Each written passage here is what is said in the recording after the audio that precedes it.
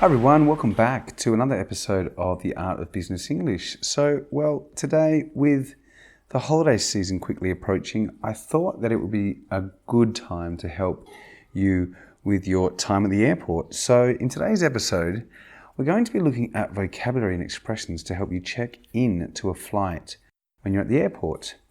I'm sure many of you know that this part of the journey can be a little stressful, with lots of people, loads of questions, and sometimes you're running late.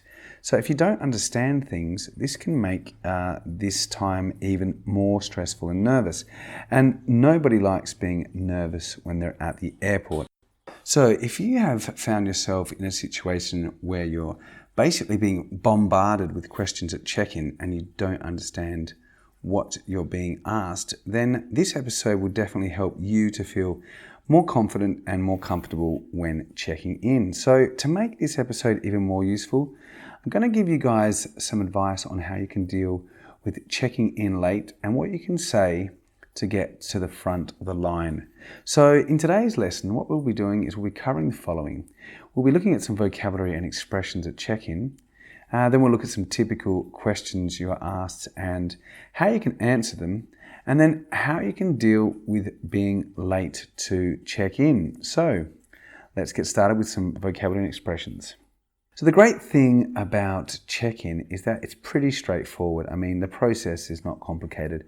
And even if we speak very little English, most people can complete the task. So, apart from that, wouldn't it be great if we knew all the vocabulary that you typically hear? So I want to introduce you to some polite language and expressions, as this will help you a lot. Okay, it's very important. Being polite is really important, as it will make the process much quicker and easier. Okay, so let's start by looking at some common vocabulary that can be found when checking in at the airport. So I'll give you basically the word, the translation, and an example. So first one is to check in. Okay, it's a verb and a noun, check in and to check in. So facturación would be the translation, and we need to check in at 1 p.m. So the second word is destination, and translation for that would be destinación. So what is your final destination today? Airline or carrier. So airline or carrier is aerolínea. Okay, so which carrier are you flying with? Depends on if you're using American or British. English carrier is more American. So check baggage. So that is facturar maleta. So that's a verb, to check baggage. So how many bags are you checking today? Hand luggage or carry-on luggage? So hand luggage and carry-on luggage is equipaje de mano. And do you have any hand luggage would be a question you might hear. Pieces, we also refer to them as pieces, so piezas. How many pieces are you traveling with? Okay. Suitcase. Now we're going to look at suitcase because it's important that we understand the difference between suitcase and luggage. So suitcase is a countable noun, so that's maleta. Please put your suitcase on the belt. And luggage would be uncountable, so that's equipaje. We refer to, luggage as the group of suitcases all together, and that's uncountable. So you can't say, I have many luggages, okay? Always keep an eye on your luggage at the airport. Baggage allowance. Now, baggage allowance basically means franquicia de equipaje autorizada, and a common question might be, or a statement might be, you have a 22 kilogram baggage allowance on this flight. Prohibited is another one. So prohibido would be the translation, and smoking is prohibited on all flights. All right, the next one would be to board. So to board is embarcar. Okay, so your flight will board at 3 p.m. Reservation would be reservación. How many people are traveling under your reservation? Then the next one is window or aisle seat. Okay, so window or aisle. Now aisle has interesting spelling. It's A-I-S-L-E, but the pronunciation is aisle. So that would be asiento de ventana or pasillo. So would you like an aisle or window seat? Next one is to be grateful. So that's agradecido. So I am grateful for your assistance. So that's quite a nice thing to say to someone. That's quite polite. The next word is the boarding pass. So that is a tarjeta de embarque. And here is your boarding pass and here is the gate number. Okay, so it's quite often that you'll see that. The gate number is the next one. So that's puerta de embarque. And your flight departs from gate number A12. So another expression there, or a sentence, sorry. The next one will be scale, and scale is balanza. So please place your bag on the scale, okay? And then you've got emergency exit, okay? So that's salida de emergencia, all right? So you might hear that at check-in if they talk about sitting in a emergency exit row. Okay, so the plane has 8 emergency exits. And then there's a row. Row is fila. Okay, so I always try and sit in an emergency exit row. And finally, leg room. Okay, this is espacio para las piernas. There is never enough leg room on most low-cost flights. Okay, so that is generally most of the vocabulary that you're probably likely to hear, okay, when you're checking in for a flight. Okay, so now that we understand the vocabulary, I want to give you some polite expressions that you can use to help you sound nicer. Okay, so remember, polite people generally have a much better experience, especially when the situation may be stressful. So remember, if you do get nervous or stressed at the airport, do not start shouting or being rude, because it will not help your situation at all. Okay, so basically let's have a look then at some polite expressions and questions that you might hear at the airport. Okay, so first one you could say is, I would be grateful for a window seat. So going back to what I said earlier, grateful is agradecido, so I would be grateful. The next one is, would you mind checking if I could have a free upgrade? And the next one, I would really appreciate an emergency exit row. Could you check my baggage allowance? Could you see if there are any rows with extra legroom? I would like to sit as close to the exit as possible. I have a connecting flight. Would you mind sitting me at the front? So what you see here is that in these expressions, we're using conditional words such as would and could, and that is to sound more diplomatic and less direct. Okay, so it's very easy to sound politer by using these types of expressions. So if you want to sound more polite, use could or would. Okay, it sounds much more polite than can or want. Okay, so in the next part of this episode, we're going to cover all of the typical questions you get asked when you are checking in. So when you check in at the airport, you're asked a number of questions, and they are nearly always the same, which makes it easy for us to answer them. And here we have listed the most common ones. So what I've done is I've listed the question and then I've given you guys some possible answers. So, can I have your reservation number and passport? Yes, of course. Here you go, or here you are. Where are you flying today? I'm flying to Paris. What is your final destination today? My last stop is Berlin. Do you have any luggage to check? Yes, I have this suitcase. Could you please put it on the scales? Yes, of course. The maximum allowance for this flight is 22 kilograms. Okay, what does my bag weigh? Did you pack your bag yourself? Yes, I packed it myself. Have you left your bag unattended at any time? No, I have not. It has been with me the whole time. Are you carrying any prohibited items? No, I am not.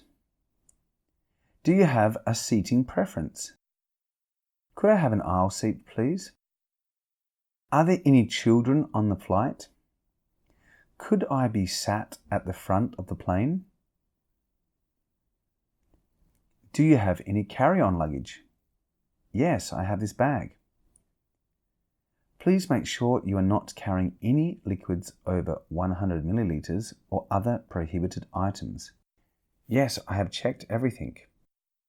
So right, now that we have the typical questions and answers covered, let's move on to the last part of the episode where we cover how to deal with checking in late. So what can be worse than arriving late for check-in? Just imagine the situation. You're trying to get to the airport on a hot, humid afternoon in downtown Bangkok. There's a massive traffic jam. You're looking at your watch. You're praying that you reach the airport on time. When your taxi driver finally drops you off at the airport, you run into the terminal and there is a massive queue at the check-in desk. You soon realize that unless you get to the front of the line in the next 10 minutes, you'll probably miss your flight. So, what can you say to try and get your way to the front? Well, firstly, someone needs to stay to one side with the luggage while you go to the beginning of the line. If you're traveling alone, you just have to try and come in from one side and preferably find an airline representative.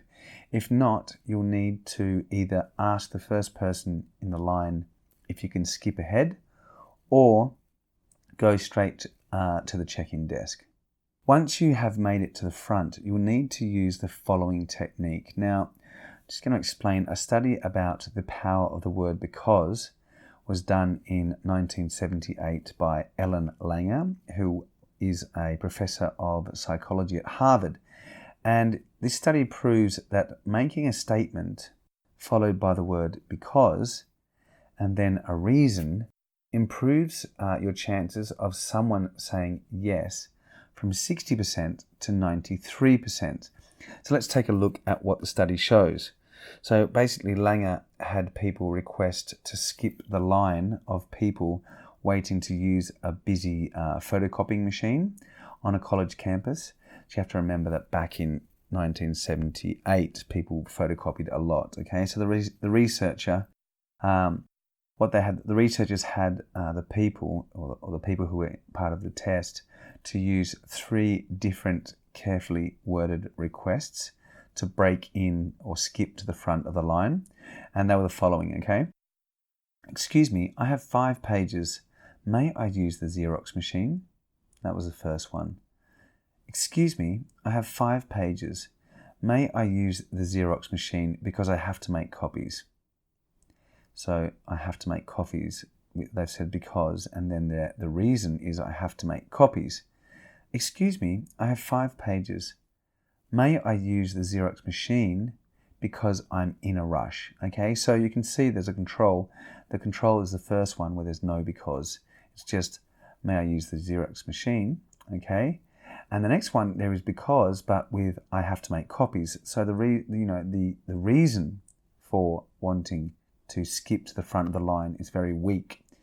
But in the third sentence, it was because I'm in a rush. Okay, so that's a bit more logical, a bit better, or a stronger excuse. So let's see, and did the wording affect whether people let them break in line? And basically here are the results. So excuse me, I have 5 pages. May I use the Xerox machine? Only 60% of people let the people skip to the front. Okay, excuse me, I have 5 pages. May I use the Xerox machine because I have to make copies? 93% of people allowed the person to move to the front of the line. And excuse me, I have 5 pages. May I use the Xerox machine because I'm in a rush? 94% of people let that person go to the front of the line.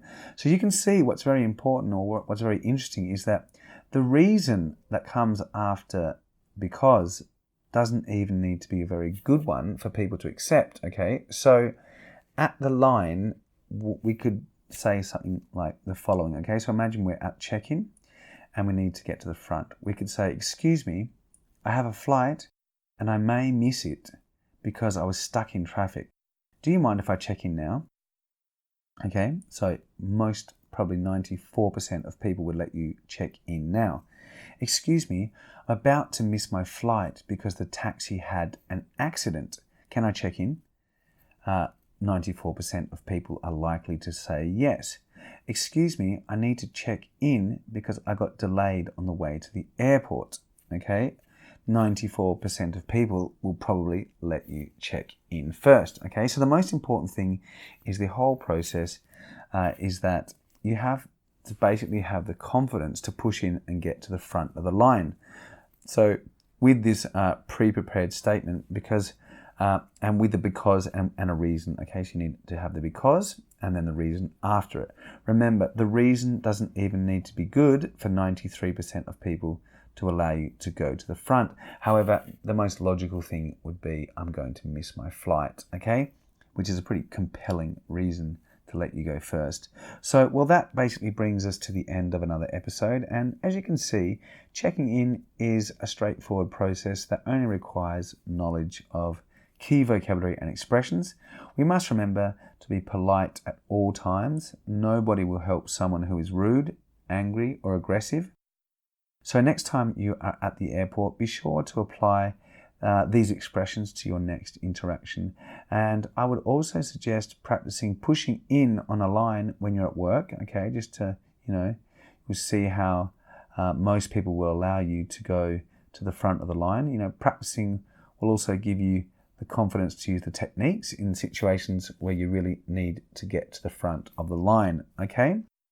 And finally, please feel free to share this week's episode with your friends and family, and stay with us over the coming weeks, as I've just got back from visiting a friend in Paris, and we had a quick interview about her experience with learning a foreign language and living in a foreign country. So I will see you all next week on the Art of Business English. Take care and have a great week. Bye for now.